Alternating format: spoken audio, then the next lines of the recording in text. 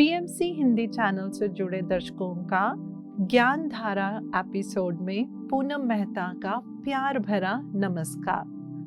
दोस्तों, हम अपने एपिसोड में ज्ञान धारा में किसकी बात करते हैं? हम बात करते हैं ज्ञान की। ज्ञान क्या है? ज्ञान एक बहती नदी की तरह ही तो होता है।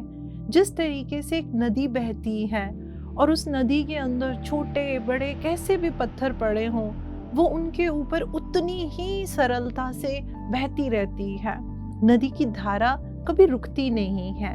इसी तरीके से दोस्तों, हम इस अपने शो के अंदर बहुत सारे ग्रेट मेडिटेटर्स को लेकर आते हैं। हम उनके बारे में क्या जानते हैं? हम उनके बारे में जानते हैं किस तरीके से उन्होंने अपने जीवन में इस ज्ञान की धारा को अपनाया और आज तक वो उसी धारा में बहते रहते हैं। तो आज दर्शकों, हम अपने स्टूडियो में एक बहुत ही ग्रेट मास्टर को लेकर आए हैं जिनका नाम है दीप्ति मूलचंदानी जी। दीप्ति जी, आपका बहुत बहुत स्वागत है हमारे इस शो में। थैंक यू जी, आपका बहुत बहुत धन्यवाद मुझे इस प्लेटफॉर्म पर आमंत्रित करने के लिए। शुक्रिया तो हम करेंगे आपका यहाँ आने के लिए, अपना समय देने के लिए। दीप्ति जी, सबसे पहले आप हमारे दर्शकों को कुछ अपने बारे में बताएं।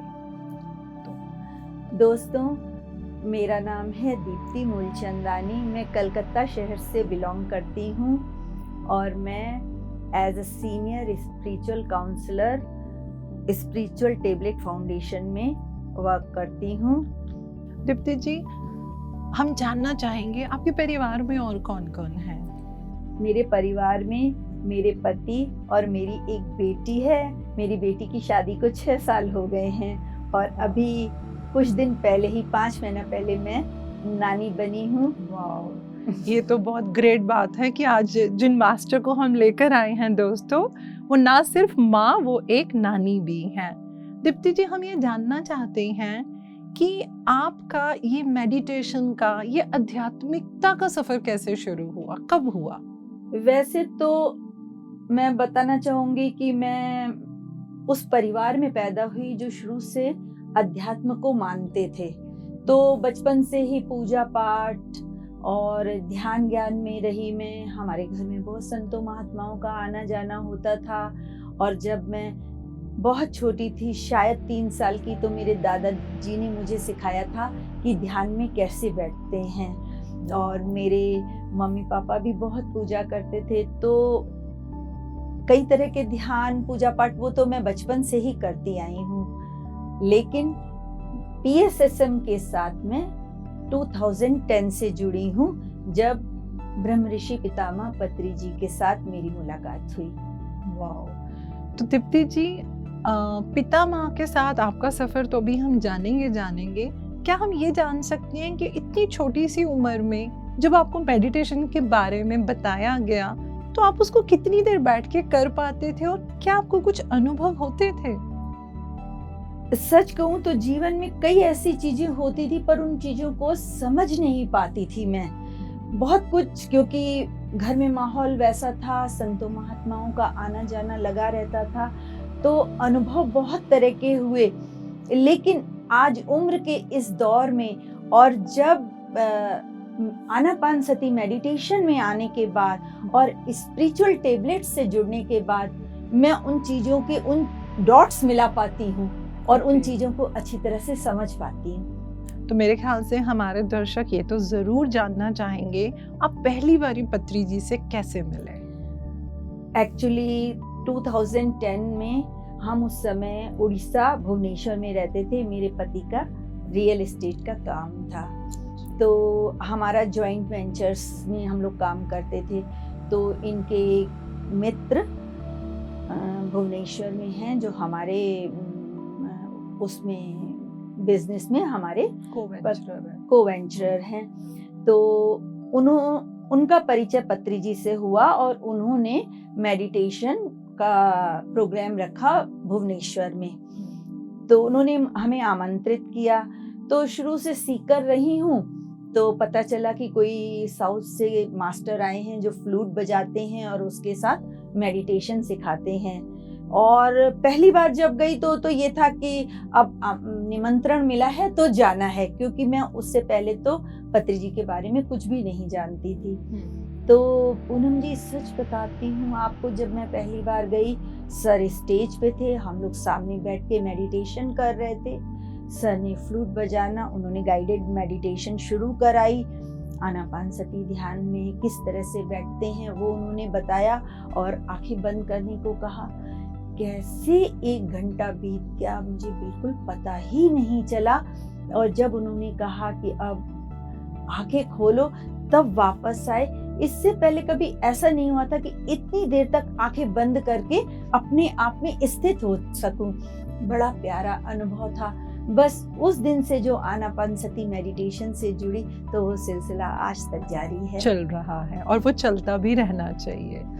तो हमें ये तो समझ में आया कि आनापानसती से आपने पहली बारी उस एकाग्रता का अनुभव किया। जी हाँ।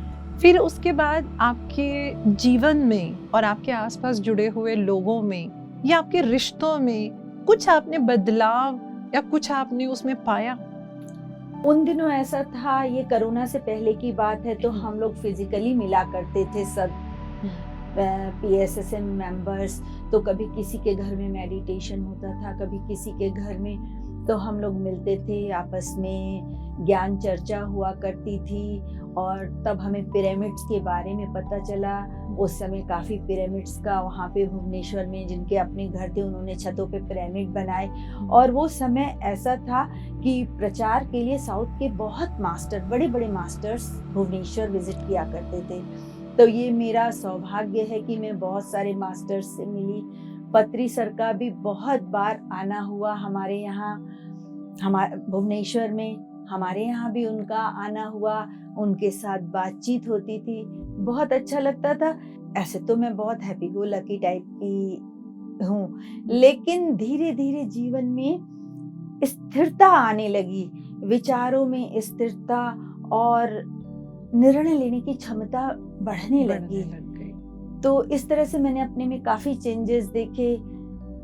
और इसके साथ ही रहते रहते उस समय वहाँ पर ब्लेसिंग टीम बनी थी, जिसको सारिका सराफ जी ने शुरू किया था, उसकी मैं कोर मेंबर थी। हम लोग मेडिटेशन करते थे। ये है उस समय की बात जब कोरोना स्टार्ट हुआ।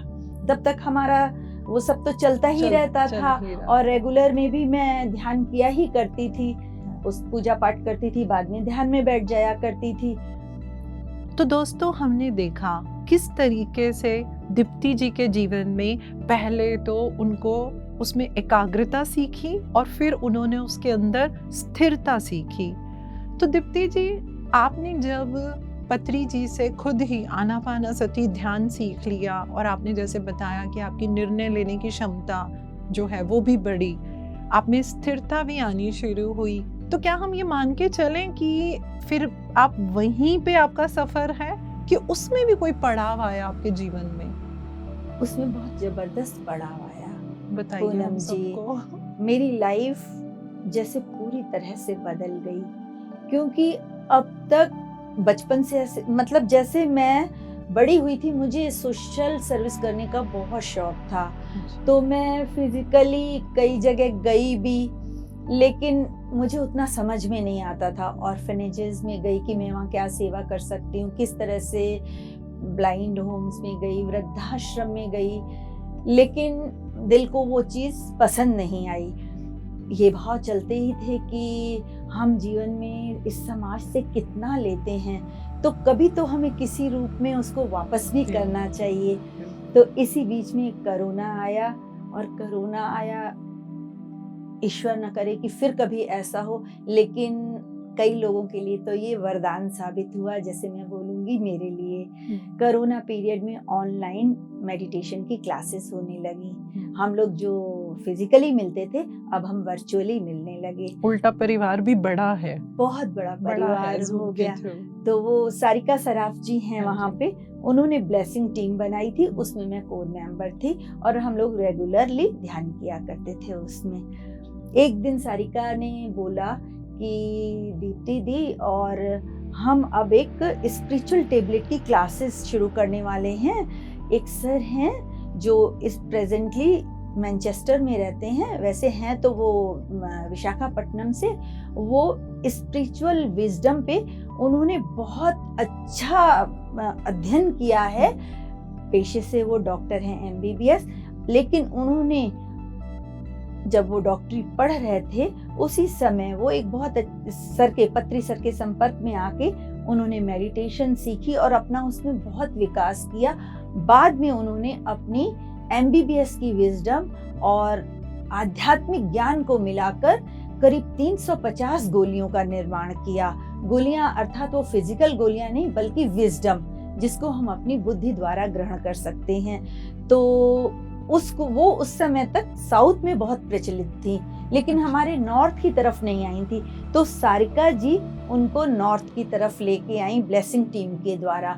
उन्होंने हम लोग सबसे कहा, जो हम मेंबर्स थे, कि आप लोग ये रजिस्ट्रेशन करिए, मैं फॉर्म फिल करती हूँ, और GK सर से आप लोग ये ज्ञान लीजिए, क्योंकि मैं ये ज्ञान उनके मुंह से सुन चुकी हूँ। बहुत अद्भुत ज्ञान है। तो शुरू में तो लगा कि क्या होगा ऐसा विशेष, लेकिन ऐसा लगा, सारिका जी ने भी बोला नहीं नहीं करिए, देखिए बहुत इंटरेस्टिंग होगा, आप करके देखिए, आपको बहुत मजा आएगा। और एनरोल कर लिया। उसके बाद हमारी क्लासेस स्टार्ट हुई। इनिशियल स्टेज में तो सच बताऊं समझ भी नहीं आता था कि क्या हो रहा है, लेकिन जब हमारे ये था कि एक नई ऊर्जा धीरे धीरे अंदर आ रही थी। उसमें हमारे एग्जाम्स होने थे, तो जब फर्स्ट एग्जाम्स होने थे तो पूनम जी तो जैसे भय शुरू हुआ। भय तो मुझे कभी होता ही नहीं था, लेकिन वो एक्साइटमेंट, अच्छा। मैंने करीब 45 साल पहले अपनी एजुकेशन, मेरी शादी हुई है 1980 में, तो मैंने तो इतना साल पहले अपनी एजुकेशन पूरी कर ली थी। अब फिर नए सिरे से एग्जाम देना, मतलब ये तो बहुत इंटरेस्टिंग था। तो जब एग्जाम था, मैं रात को देर तक पढ़ रही थी। मेरी बेटी जर्मनी में रहती है, तो वहां से मेरी बेटी और दामाद के फोन आ रहे थे, all the best mamma, all the best mamma. मेरे हस्बैंड भी मुझे बहुत कोऑपरेट कर रहे थे, सब चीजें, हाँ अपनी तैयारी करो, तुम्हारा कल एग्जाम है। तो वो तो बहुत ऑसम एक्सपीरियंस था। तो इस तरह करके हमने लेवल 1 के तीनों मॉड्यूल्स के पेपर दिए और मेरे बहुत अच्छे मार्क्स आए। Very good. और बहुत अच्छे नंबर से मैं पास हुई। उसके बाद हमारा काउंसलिंग का सफर शुरू हुआ। तो दोस्तों, आपने देखा कि किस तरीके से दीप्ति जी के जीवन में, जैसे सारिका जी ने वो स्पिरिचुअल टैबलेट की ज्ञान की धारा को साउथ से नॉर्थ की तरफ मोड़ा, और दीप्ति जी को ये मौका मिला और उन्होंने उस मौके को बहुत अच्छे से पकड़ा, उसको ग्रैब किया। उन्होंने उस मौके में से उस ज्ञान को लिया। इतने सालों के बाद उस ज्ञान को लेके वो एग्ज़ाम पास करके और आज ये जो है वहाँ की काउंसलर बनी है। तो दीप्ति जी, बहुत हमें इंटरेस्टिंग लग रही है आपकी यात्रा। अब मैं आपकी इस ज्ञान की यात्रा के बारे में ये जानना चाहती हूँ कि ये जो स्पिरिचुअल टैबलेट की विजडम की धारा जो डॉक्टर GK सर ने डाली, तो क्या उससे सबसे पहले उस ज्ञान को आपने अपनी किसी भी तरीके की शारीरिक, मानसिक या किसी भी तरीके की समस्याओं के समाधान के लिए इस्तेमाल किया? मतलब मेरा कहने का मतलब यह है, उस ज्ञान को दूसरों में बांटने से पहले क्या आपने उसको अपने पे अपनाया? यहाँ पर मैं एक बात बोलूँगी पूनम जी, मेरे साथ बहुत सारे फिजिकल एलिमेंट थे, लेकिन मैं बहुत मस्त टाइप की थी। मैं अपना दवा एलोपैथी में थी तब, दवा लेती थी और आनंद में रहती थी, चिंता नहीं करती थी। मेरा इस स्पिरिचुअल टेबलेट से जुड़ने का मुख्य कारण क्या था? मेरी बचपन से इच्छा थी कि मैं डॉक्टर बनूं, लेकिन आज से 45 साल पहले ये था कि बेटियों को घर से बाहर नहीं भेजना है और डॉक्टरी पढ़ने के लिए तो आपको बाहर जाना पड़ेगा। मैं साइंस स्टूडेंट रही, पढ़ने में बहुत तेज थी, लेकिन कारण ये हुआ कि नहीं बन सकी मैं डॉक्टर, और फिर मेरी शादी हो गई। उसके बाद तो वो स्वप्न वहीं का वहीं रह गया।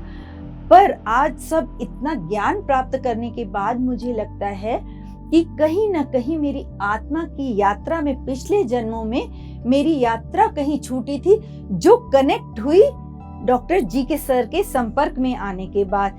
क्योंकि सर ने जब पहली बार हमसे मुलाकात की थी ऑनलाइन, तो उन्होंने यही कहा था कि जो लोग डॉक्टर बनना चाहते थे और न बन सके, वो इसमें आइए और आपका वो स्वप्न पूरा होएगा, क्योंकि स्पिरिचुअल काउंसलर का डेजिग्नेशन तो डॉक्टर का ही होता है और आपका काम भी वही है, स्पिरिचुअली आप लोगों को ट्रीट करते हो। तो उस चीज ने भी मुझे अट्रैक्ट किया था।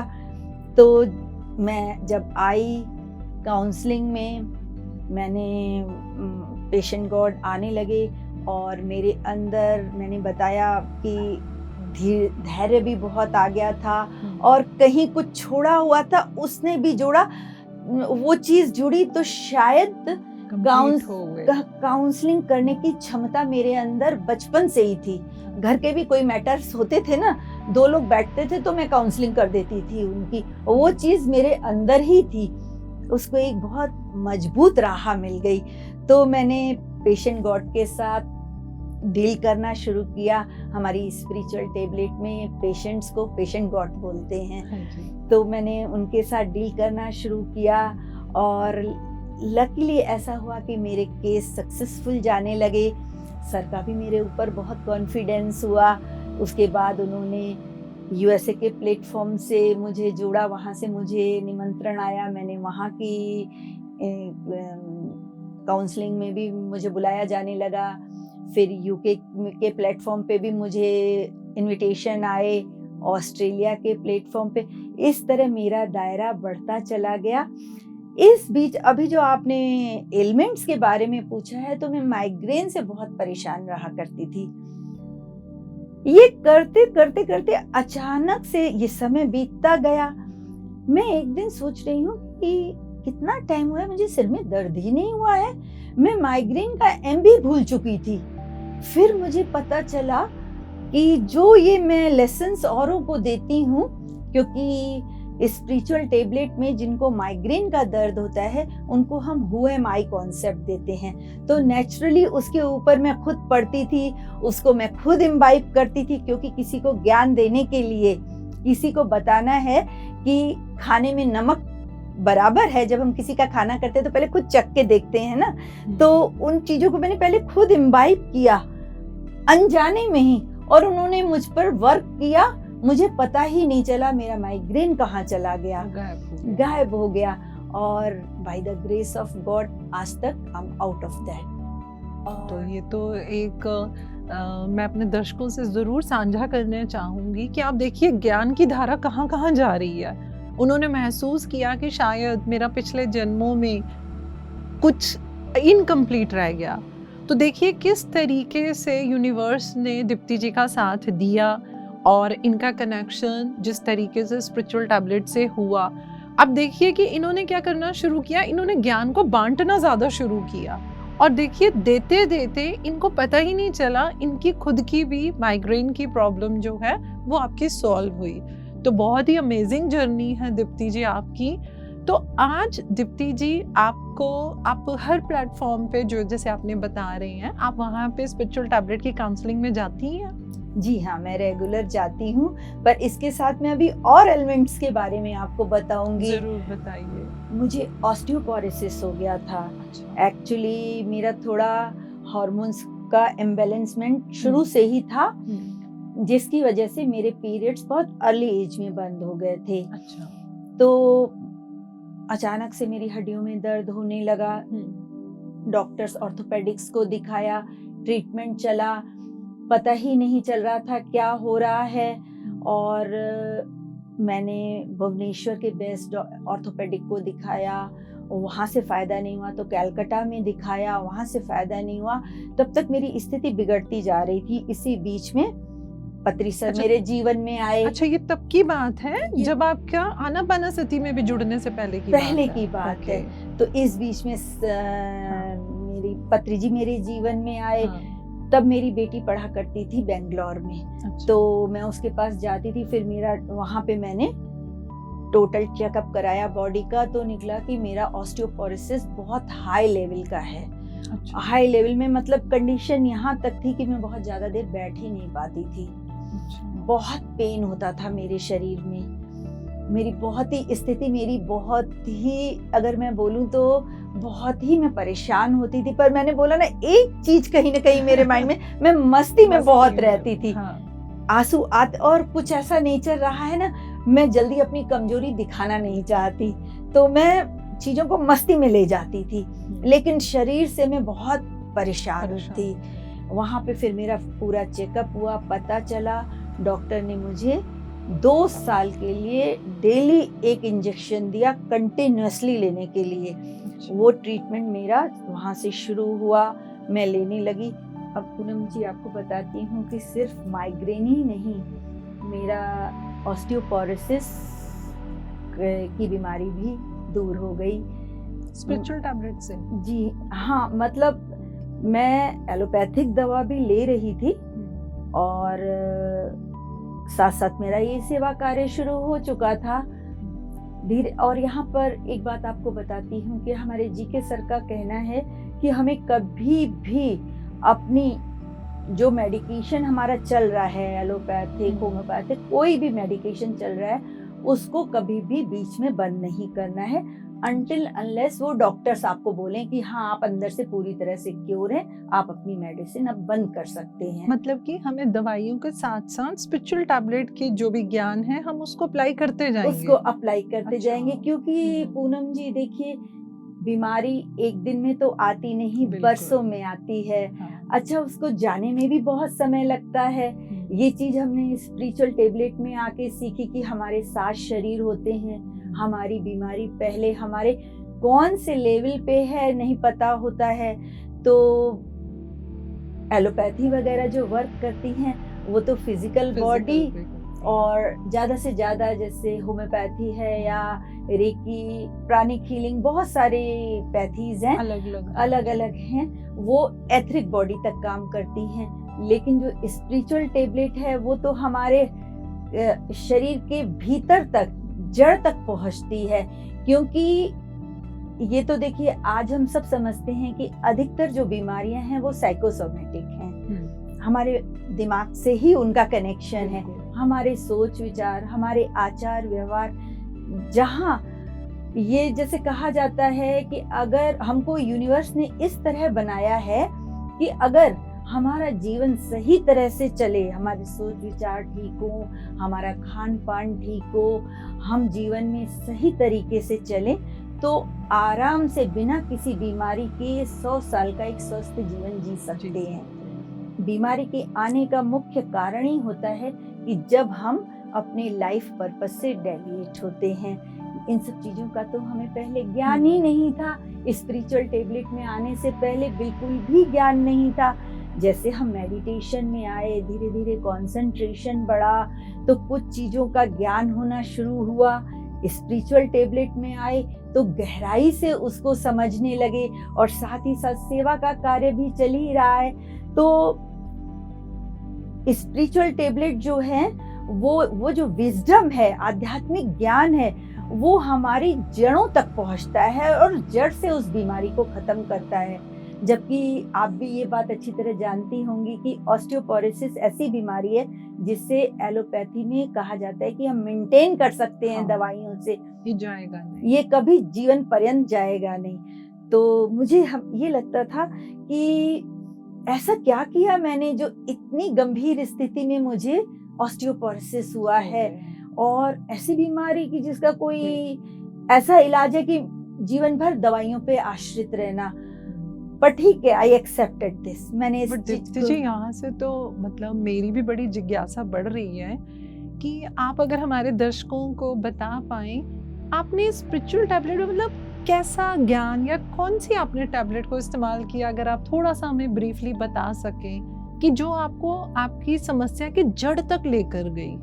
यहाँ पर पूनम जी मैं आपको बताती हूँ ना, मैंने कभी अपनी बीमारी पर ध्यान नहीं दिया, बल्कि मैं सेवा कार्य में, और जैसे जैसे मैं सेवा में आगे बढ़ती गई, कुछ यूनिवर्स की तरफ से कहते हैं ना, हमको गिफ्ट्स मिलते हैं, मुझे विभिन्न मंचों पे बुलाया जाने लगा, और मैं बहुत सिंसियरली उस जगह पे जाने लगी, बहुत काम करती थी, जिस पर कभी कभी सर हंसते भी थे कि 10 बज गए हैं मैडम, अब जाके सो जाइए, आपको अभी तो इंडिया के प्लेटफॉर्म पे देखा और अभी आपको यूएसए के प्लेटफॉर्म पे देख रहा हूँ। पर ये है कि हम अपने गुरु को, जीके सर हमारे अध्यात्म के स्पिरिचुअल गुरु हैं, स्पिरिचुअल टेबलेट में हम उनको देखते हैं कि वो कितना प्रयत्न करते हैं जन जन के कल्याण के लिए। तो मन में एक भावना आती थी कि हमें भी तो, जब हमने उनसे ये विद्या ली है, वो इतनी मेहनत करते हैं तो हमें भी करनी चाहिए। और कुछ मेरे अंदर था भी कि अधिक से अधिक लोगों तक पहुंचूं, अधिक से अधिक लोगों की सहायता कर सकूं। तो और जो टेबलेट्स मैं उनको बताती थी, तो ये नेचुरली है कि जब हम पढ़ाई करते हैं तो एक पाठ की तरह उसको पढ़ते हैं, लेकिन जब हम उसका अपना कार्य क्षेत्र में इस्तेमाल करते हैं तो हम उसमें डीपली जाते हैं। तो मैं, कई तरह के पेशेंट्स मेरे पास आते थे, उन पेशेंट गॉड का मैं ट्रीटमेंट करती थी, सभी तरह के पेशेंट गॉड को मैं देखती थी। तो वो जो विद्या है, जैसे ऑस्टियोपोरोसिस है, उसका मेन कारण होता है अपने लाइफ पर्पस से, हमको हड्डियों से जुड़ी कोई प्रॉब्लम है, उसका कारण होता है हमारा अपना लाइफ पर्पस से 90% डिविएशन हो जाता है। तो जैसे मैंने आपको बताया, मेरी बचपन से डॉक्टर बनने की इच्छा थी, लेकिन कुछ कार्मिक अकाउंट्स ऐसे थे, मेरी वो ख्वाहिश रह गई। तो मैं आज उस डॉट को जोड़ती हूँ तो मेरा पर्पस ऑफ लाइफ तो नहीं हुआ। हालांकि मैं I am very happy in my family life, मेरा घर परिवार हर तरह से मैं बहुत खुश हूँ, लेकिन जो मैं पर्पस ऑफ लाइफ था उस पे तो मैं चल नहीं सकी। तो जिसके परिणाम स्वरूप ये बीमारी मेरे पास ये मैसेज लेके आई। एक बहुत सुंदर संदेश आपको स्पिरिचुअल टेबलेट का बताती हूँ। उसमें हमें सिखाया जाता है कि कोई भी बीमारी है, लोग कहते हैं ना बीमारी अभिशाप होती है, लेकिन हमें सिखाया गया कि वो वरदान होती है। कैसे? क्योंकि कोई बीमारी आती है तब हम कारण में जाते हैं कि कहाँ हम अपने लाइफ पर्पस से डेविएट कर रहे हैं, और जब हम सही रास्ता चुनते हैं तो धीरे धीरे अपने आप वो बीमारी हमारे निवारण हो जाता है। तो हमें पता चलता है, यहाँ पर मैं कहूँगी अपनी उम्र के हिसाब से बोलूँ तो इहलोक तो सुधरता है, हमारा परलोक भी सुधर जाता है, क्योंकि हमारा भीतर से परिवर्तन हो जाता है। तो मेरे को तो दोस्तों अभी तक दीप्ति जी की बात सुन के एक बात तो दीप्ति जी मुझे बड़ी अच्छे से, मतलब जो मैं भी आपकी डॉट्स कनेक्ट कर पा रही हूँ, कि जैसे दीप्ति जी ने बताया कि वो बचपन में डॉक्टर बनना चाहते थे, वो नहीं बन पाए, लेकिन वो ख्वाहिश कहीं ना कहीं उनके अंदर थी। उन्होंने बताया कि उनको सोशल सर्विस अच्छा लगता था, वो कई जगहों पे गई भी, लेकिन जैसे मन में वो लगा नहीं कि मैं पूर्ण रूप से जो है ये सर्विस दे रही हूँ। तो मुझे तो दीप्ति जी ऐसा लग रहा है कि जो आपका पर्पस ऑफ लाइफ था, जैसे कि आज आप ज्ञान धारा में ही आई हैं, तो आपको स्पिरिचुअल टैबलेट के ज्ञान की धारा को ही बांटना था। और मुझे ऐसा, मेरे ख्याल से हमारे दर्शक भी इस बात को एग्री करेंगे कि दीप्ति जी ने जब अपने पर्पस पे काम करना शुरू किया, तो दीप्ति जी आपकी ऑस्टियोपोरोसिस की वो समस्या जो एलोपैथी के अंदर बोला जाता है, जिसको हम सिर्फ मेंटेन करेंगे, वो भी आपकी दूर हुई। तो बहुत आनंद आ रहा है आपसे बात करने में। तो दीप्ति जी, मैं ये जानना चाहूंगी कि आपने बहुत अलग अलग तरह की बीमारियों में अपने पेशेंट गॉड के साथ डील करी होगी। जी हाँ। तो कुछ एक अनुभव बताइए, हमें जिज्ञासा बढ़ रही है अब तो। एक और बताती हूँ, मेरे को ग्लूकोमा स्टार्ट हो गया था। अच्छा। ग्लूकोमा भी ऐसी बीमारी है जिसको एलोपैथी में कहा जाता है मेंटेन किया जा सकता है, लेकिन उसको जड़ से नहीं हटाया जाता है। जैसे जैसे मैं सर्विस में आती गई, मैं उसका एलोपैथिक ट्रीटमेंट ले ही रही थी, और जैसे जैसे मैं सेवा में आगे बढ़ती जा रही थी, एलोपैथिक ट्रीटमेंट चलता जा रहा था मेरा साथ में, वो तो कंटिन्यू था। डॉक्टर मुझे 6-6 महीने के बाद बुलाते थे, मैं जाती थी। तो एक बार की विजिट में उन्होंने बोला कि आपका उसमें आइस का प्रेशर बढ़ जाता है। तो उन्होंने कहा आपका प्रेशर अब ठीक लग रहा है, और आप फिलहाल, उन्होंने दवा नहीं बढ़ाई, कहा लेकिन ऐसा करिए आप ड्रॉप्स जरूर डालते रहिए। अच्छा। तो मैं इस बीच, मेरा जो ग्लूकोमा में क्या होता है, आंखों में बहुत ड्राइनेस आ जाती है, जिसके लिए हमको ड्रॉप्स दिए जाते हैं डालने के लिए। उन ड्रॉप्स को डालने से और भी ज्यादा ड्राइनेस आती है, तो मेरे आंखों में आंसू ही नहीं बनते थे।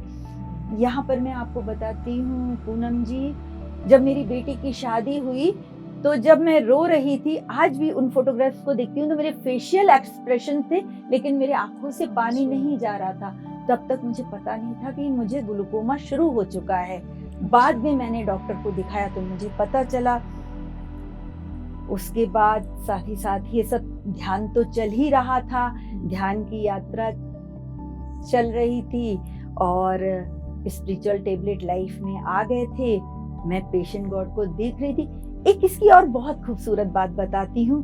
क्या होता है, हमारे इसमें 10 ट्रैफिक सिग्नल्स ऑफ सोल होते हैं, जिसका एक ट्रैफिक सिग्नल है वो है लाइक अट्रैक्ट्स लाइक। मेरे पास कई पेशेंट गॉड आंखों से रिलेटेड आने लगे, जिनको आंखों से रिलेटेड प्रॉब्लम थी। तो मैंने फिर उस विजडम को बहुत गहराई से पढ़ा। उसके लिए हम जो गोली इस्तेमाल, जो विजडम इस्तेमाल करते हैं, वो डायरेक्ट एविडेंस और इनडायरेक्ट एविडेंस होता है। ये आपकी एक टैबलेट का नाम है? जी हाँ, एक टैबलेट का नाम है, क्योंकि सर ने बड़े सुंदर नाम दे रखे हैं। तो इसमें जैसे हमारी पंच इंद्रियां होती हैं, आंख, नाक, कान, जीवा और त्वचा। तो आंख जो है उसके द्वारा हम डायरेक्ट देखते हैं, और बाकी जो 4 इंद्रियां हैं वो हमें कोई भी सूचना इनडायरेक्ट देती हैं। तो डायरेक्ट आंखों के ट्रीटमेंट के लिए हम डायरेक्ट एविडेंस टेबलेट का इस्तेमाल करते हैं। तो मेरे पास जो पेशेंट गॉड आए तो उनका उसके लिए मैंने इस विजडम को बहुत गहराई से पढ़ा और उनका ट्रीटमेंट शुरू किया। और इधर मैं डॉक्टर के पास जाती थी, हर 6 महीने विजिट करती थी। And the one fine day I went to my eye specialist. उन्होंने मेरा टेस्ट किया और मुझे बोले, मैम कॉन्ग्रेचुलेशंस, आपकी तो प्रेशर बिल्कुल ठीक हो चुका है, आपको किसी दवा की जरूरत नहीं है। तो वो पल आपके लिए कितना खूबसूरत होगा कि जिस बीमारी के बारे में हम सुनते आए कि नहीं, इसमें तो मेडिसिन लेना ही लेना है। तो ये तो एक बहुत ही, मेरे ख्याल से एक बहुत खूबसूरत एक पड़ाव भी हम कह सकते हैं आपके जीवन में आया। मैं तो सच कहूंगी कि मेडिटेशन और स्पिरिचुअल टेबलेट की विजडम ने मिरेकुलसली काम किया है मेरे जीवन में, मुझे बिना जाने। उसमें सबसे खूबसूरत बात ये है कि मैं जैसे जैसे अपने पर्पस ऑफ लाइफ में आगे बढ़ती चली गई और अपने आप मेरे रोग दूर होने लगे। और इसके साथ ही साथ जो मेरे पेशेंट गॉड, उनको भी अपनी बीमारियों से बहुत आराम आने लगा। तो कुछ हमें 1-2 आप बताइए, जो पेशेंट गॉड की भी बीमारी, और वहाँ पे आपने कौन सा या वहाँ पे विजडम लगाया, कौन से ज्ञान की धारा दीप्ति जी ने छोड़ी कि वो पेशेंट गॉड भी उस चीज से बाहर निकले? पूनम जी, मेरी एक पेशेंट गॉड थी यूएसए से। उनको हार्ट में कंजेशन की प्रॉब्लम थी और छोटी मोटी भी कई तकलीफें थी, वो तो ठीक हो गई उनकी, पर वो कंजेशन उनकी दूर नहीं होती थी, जिसको लेके वो हमेशा, जैसे टेम्परेचर बदलता था, सीजन चेंज होता था, वो बहुत परेशान रहती थी। और कंजेशन तो आप समझ रहे हैं कि लंग से रिलेटेड है। लंग्स हमारे कहाँ स्थित होते हैं? हमारे हार्ट चक्र के पास, हमारी छाती के नीचे होते हैं। और हमारा जो ये चेस्ट का एरिया है वो अनाहत चक्र के अंदर आता है। तो मैंने अनाहत चक्र की विजडम उनके साथ शेयर की। मैंने उन्हें बताया जिसका सबसे कोर प्रिंसिपल है कि आप कंपैशन में रहिए, यूनिवर्सल लव में रहिए। जब आप यूनिवर्सल लव में रहते हैं और सबके साथ समान रूप से प्यार करते हैं, क्योंकि कई बार जीवन में हम बहुत अच्छे होते हैं लेकिन हमें पता नहीं होता कि हम कहाँ छोटी सी चीज में किसी के साथ अनकंडीशनल लव की कमी कर जाते हैं। तो मैंने उनको कहा कि आप अपने आप को मेडिटेशन में बैठिए और इंट्रोस्पेक्ट करिए कि कहाँ पर वो लैक हो रहा है। उन्होंने बहुत अच्छी तरह मेरी हर बात को माना और फॉलो किया और आज वो अपनी इस बीमारी से बिल्कुल दूर हैं, बहुत खुश हैं। आज वो खुद L1 का कोर्स उन्होंने किया है स्पिरिचुअल टेबलेट में, और वो एज अ काउंसलर वर्क कर रही हैं यूएसए के प्लेटफॉर्म पे। Very nice. मेरे ख्याल से दर्शक भी अब ये जानना चाहेंगे।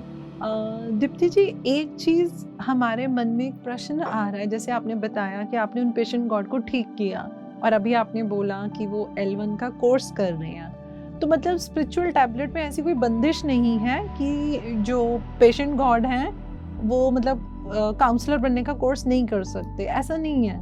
यही तो सबसे खूबसूरत बात है कि इस ज्ञान को डॉक्टर जी के सर ने सबके लिए बहुत सरल बना दिया है।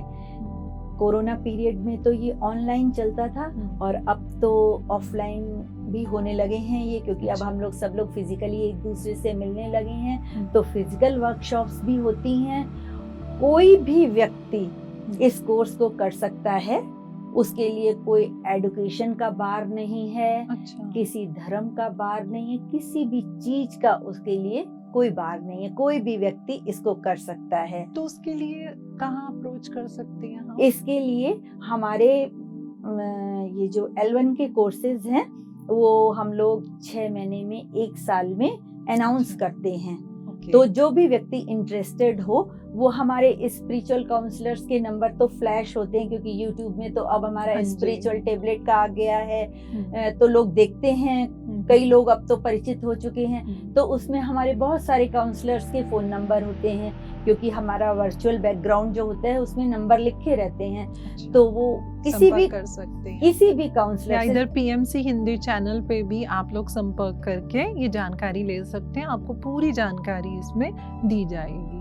तो दीप्ति जी, जैसे अब आप बता रहे हैं तो ये बड़ा अच्छा लग रहा है कि पेशेंट गॉड को ठीक करते करते आप ठीक हुए, मतलब, और आपने ज्ञान की धारा मतलब इतनी बढ़ा दी कि वो पेशेंट गॉड भी आज जो है L1 का ये कोर्स करके खुद काउंसलिंग कर रहे हैं, वो उसी मंच पे। That's so wonderful, that's so wonderful।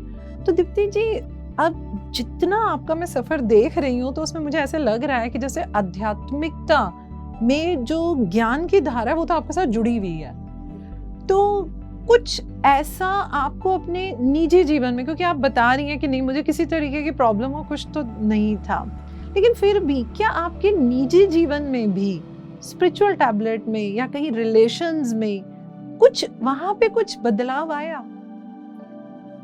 बदलाव तो जिंदगी बिल्कुल 360 डिग्री पर चेंज हुई है। जहाँ तक रिलेशनशिप की आप बात करें, हम सब ह्यूमन बीइंग्स हैं, हमारे अंदर गुस्सा भी होता है, लालच भी होती है, थोड़ी थोड़ी मात्रा में सब कुछ होता है, मोह भी होता है।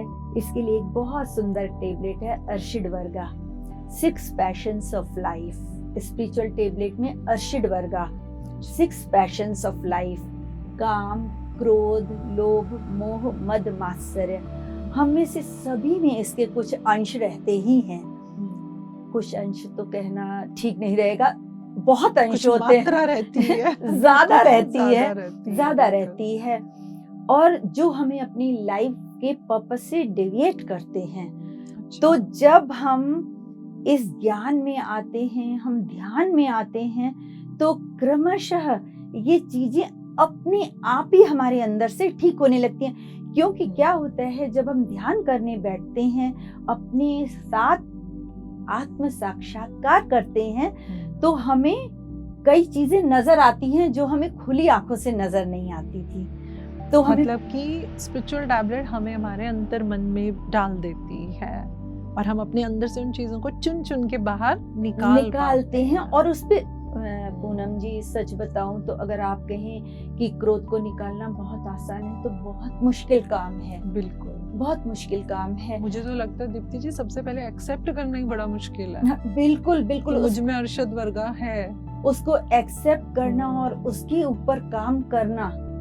तो ये विजडम तो हमें जब आती है इसमें ध्यान का, क्योंकि हमारी जो पहली टेबलेट है वो है ही मेडिटेशन, आनापानसति ध्यान, जो पत्री जी के हमारी एक्चुअली इसमें मैं आपको बताती हूँ कि जो हमारी बेसिक 12 टेबलेट्स हैं, वो PSSM के 18 जो प्रिंसिपल्स हैं उसी में से ड्राइव की हुई हैं, उसी में से निकाली, मतलब पत्री जी के ही ज्ञान में से जो स्पिरिचुअल टैबलेट की आप बता रहे हैं, बेसिक विजडम, वो उसी ज्ञान में से निकली हुई है, उसी ज्ञान बहुत में से खूबसूरत। निकली हुई है। और इसमें एक बहुत खूबसूरत बात और बताती हूँ कि डॉक्टर जी के सर, उन्होंने भी ध्यान पत्री जी से सीखा। तो एक बार उन्होंने पत्री सर के मुंह से सुना, spiritual wisdom is the root, physical health is the fruit. इस लाइन ने उन्हें बहुत इम्प्रेस किया और आज ये लाइन हमारे स्पिरिचुअल टैबलेट की टैग लाइन बन गई है। तो और ये वास्तव में सत्य भी है कि हम जो काम करते हैं, जैसे मैंने आपको बताया कि हमें वो फिजिकल बॉडी पे बीमारी नजर आती है, लेकिन एक्चुअली फिजिकल बॉडी पे तो वो बहुत बाद में आती है। उससे पहले वो हमारे शरीर के किस स्तर पे है, फिजिकल, मेंटल, इंटेलेक्चुअल और सोल लेवल पे वो कहाँ पर है, वहां से हमको निकालना होता है। तो इसके लिए हमारे पास स्कैनिंग टूल्स हैं। जिस तरह से एलोपैथी में अगर हम जाते हैं हॉस्पिटल और डॉक्टर को अपनी कोई प्रॉब्लम बताते हैं, तो वो कहते हैं एक्सरे की जरूरत है कि MRI की जरूरत है, ये टेस्ट कराइए, कोई विभिन्न तरह के टेस्ट होते हैं। तो इसी तरह से हमारे स्पिरिचुअल टेबलेट में हम सोल स्कैनिंग करते हैं, क्योंकि हम फिजिकल शरीर पे नहीं बल्कि सोल के ऊपर काम करते हैं, सोल लेवल के ऊपर। तो दीप्ति जी, सोल स्कैनिंग कैसे होती है? सोल स्कैनिंग में हम हमारे जो पेशेंट गॉड आते हैं उनसे हम जब काउंसलिंग स्टार्ट करते हैं, तो पहले तो हम उनसे पूरी तरह से, क्योंकि डॉक्टर और पेशेंट का संबंध बहुत क्लोज का होता है, तो पहले तो हम उन्हें अपना मित्र बनाते हैं और उनसे कहते हैं जो कुछ भी उनके अंदर है वो हमसे साझा करें, और वो बिल्कुल ही सीक्रेट रहेगी बात आपके और हमारे बीच में।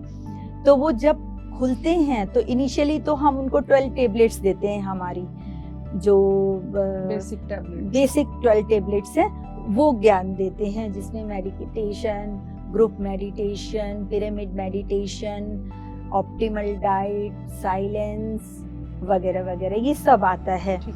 उसके बाद फिर हम उनको धीरे धीरे उनसे कहते हैं कि आपको जो अनुभव होते हैं अपने दिन प्रतिदिन के जीवन में, या जैसे मेडिटेशन आप कर रहे हैं उस समय कोई चीज बार बार आपके मेडिटेशन में आ रही है, या अगर आप सोए हुए हैं और स्वप्न में कोई चीज कई बार आपको दिखाई दे रही है, तो उसको आप एक पेपर पे लिखते जाइए और हमें अपने वो अनुभव बताइए।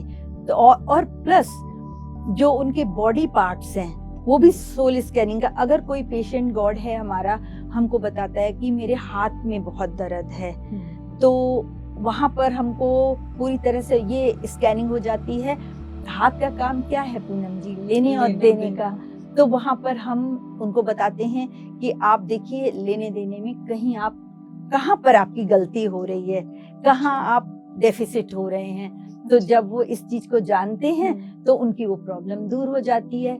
तो शरीर के अंग जो किसी बीमारी से पीड़ित हैं वो स्वयं भी स्कैनिंग का रोल करते हैं। ओके, तो अगर हमें कोई ऑब्जेक्ट दिखे, जैसे कि कोई बोले कि मेरे को तो ड्रीम में बाथरूम या कमोड दिख रहा है, या मुझे डॉग दिखता है, तो उसको भी आप सोल स्कैनिंग में लेंगे? जी हाँ, पूरी तरह से। सिर्फ स्वप्न की बात नहीं है, स्वप्न, मेडिटेशन और डे टू डे लाइफ में।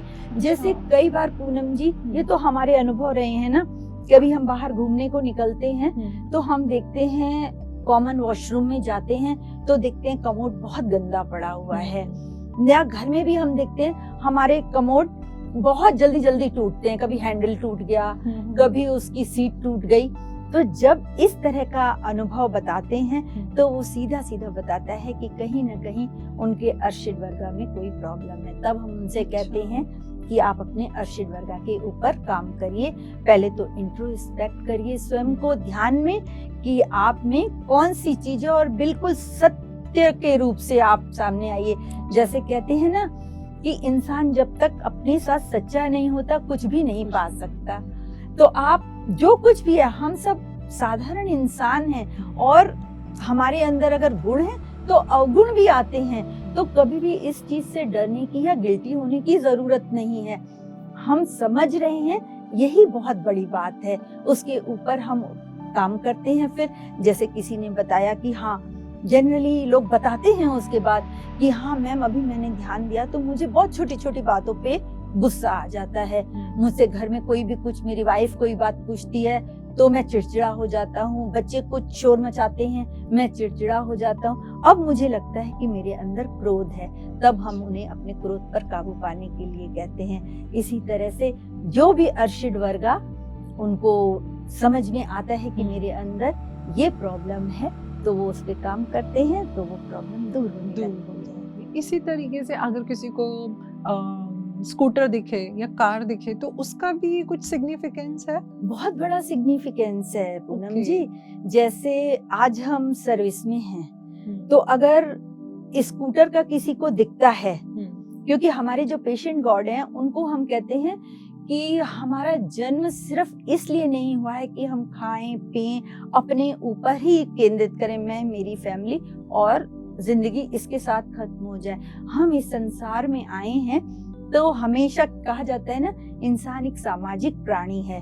हमको अपना जीवन चलाने के लिए अगर आप बचपन से ध्यान दें तो बहुत सारे लोग हमारे जीवन में आए जिनकी सहायता से हमने एक एक पग अपना आगे बढ़ाया। तो इसी तरह हमें भी अपने जीवन के हर मोड़ पे अगर कोई सामने आता है तो उसकी सहायता करनी चाहिए ताकि वो जीवन में आगे बढ़ सके।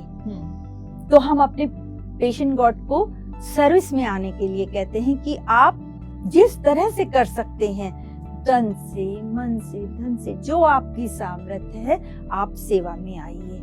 आपको अगर टेक्निकल नॉलेज है तो आप वो करिए, अगर आप कुछ अच्छा लिख सकते हैं तो हमारा ट्रांसलेशन वर्क करिए, और अगर आप बोलने में अच्छे हैं तो आप ऑडियोज बनाइए ताकि लोगों को उससे सहायता मिल सके। तो जब वो सर्विस में आते हैं तो और उन्हें टू व्हीलर का हो रहा है, इसका मतलब है, टू व्हीलर का मतलब क्या होता है पूनम जी, उसमें 2 लोग बैठ सकते हैं और वो टू व्हीलर हमारी शहर के अंदर भी एक सीमा के अंदर जा सकता है। ज्यादा दूर हम नहीं जा सकते। इसका मतलब है ये समय है कि हम अपने शहर में, अपने क्षेत्र में, अपने घर के आसपास में अपनी सेवा को बढ़ाएं।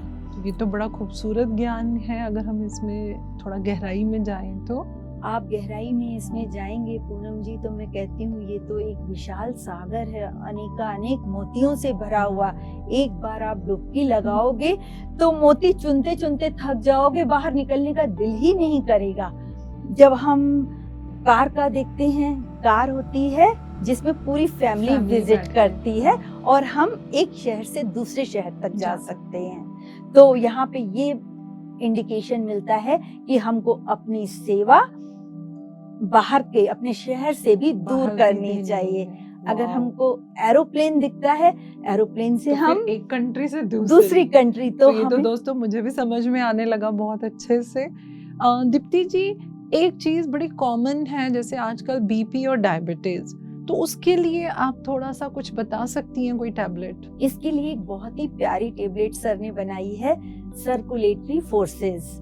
जब हम इसका इस्तेमाल करते हैं अपने पेशेंट गॉड के ऊपर, क्योंकि हमारे पास इतना समय नहीं है कि मैं विस्तार से इसके बारे में बता सकूं, और अगर हमारे श्रोतागण जानना चाहते हैं तो हमारी YouTube पे बहुत सारी वीडियोस हैं, उसमें सर्कुलेटरी फोर्सेस के ऊपर भी वीडियो है, उसको देखेंगे तो उन्हें सारी चीज बहुत अच्छी तरह से समझ में आ जाएगी। तो जब हम उसका उपयोग करते हैं तो इस समस्या का भी समाधान मिल जाता है। बिल्कुल, कई ऐसे पेशेंट गॉड हैं जिनकी बीपी की गोली भी छूट चुकी है, जिसमें मैं आपको बताऊंगी मेरी भी कोलेस्ट्रॉल की टेबलेट छूट चुकी है। वाह, ये तो बहुत, आपने आज हमें खूब ज्ञान की बातें बताई हैं। तो दीप्ति जी, आपने जो इतनी खूबसूरती से अपने अंदर ज्ञान लिया और उस ज्ञान को आपने बांटा है, तो मैं चाहूंगी कि आप हमारे दर्शकों को कोई खूबसूरत सा ज्ञान का भरा हुआ मैसेज दीजिए। यहाँ पर सभी दोस्तों से मेरा अनुग्रह है ये कि सभी को स्पिरिचुअल टैबलेट की विजडम को सीखना चाहिए और सीखकर उसको अपने ऊपर, अपने घर परिवार के ऊपर, अपने मित्रों के साथ बांटना चाहिए, सिखाना चाहिए और जीवन को रोग मुक्त बनाना चाहिए। क्योंकि ये तो सब आप जानते हैं कि पहला सुख निरोगी काया, दूसरा सुख घर में माया। अगर हम स्वस्थ हैं तभी हम जीवन के बाकी सुखों का आनंद ले सकते हैं। तो स्पिरिचुअल टैबलेट में जो काउंसलर बन के काम करना चाहते हैं वो हमारा L1 कोर्स करें, और जो सिर्फ नहीं संभव है उनके लिए सेवा कर पाना, तो वो हमारी बहुत सारी कार्यशालाएं चलती हैं, उनको जूम द्वारा भी चलती हैं और फिजिकल भी चलती हैं। उनमें आएं और स्पिरिचुअल टैबलेट की विजडम को लें और उसको स्वयं पर इम्प्लीमेंट करें, अपने परिवार के ऊपर इम्प्लीमेंट करें और अपने अड़ोसियों पड़ोसियों जिसकी वो चाहें उस विजडम के द्वारा सहायता करें और इस समाज के लिए बहुत महत्वपूर्ण कार्य करके अपने जीवन को सफल बनाएं। Thank you so much. बहुत खूबसूरत मैसेज दीप्ति जी, और इसी के लिए आपका हमारे स्टूडियो में आने का और अपना समय देने के लिए आपका बहुत बहुत धन्यवाद। थैंक यू पूनम जी। दोस्तों, आज हमने एक बहुत ही सीनियर मास्टर दीप्ति जी से बात करके उनके ज्ञान को हमने खूब अच्छे से देखा कि किस तरीके से उन्होंने उस ज्ञान को अपने जीवन में उतारा, और जैसे अब उन्होंने अपने संदेश में बताया है कि आप भी इस ज्ञान को स्पिरिचुअल टैबलेट से जुड़कर ले सकते हैं। तो दोस्तों, आज के लिए हम लेंगे विराम और अगले एपिसोड में फिर किसी बहुत ही खूबसूरत मास्टर को खूबसूरत ज्ञान के साथ हम आप लोगों के सामने लेकर आएंगे। आप सबको मेरा नमस्ते।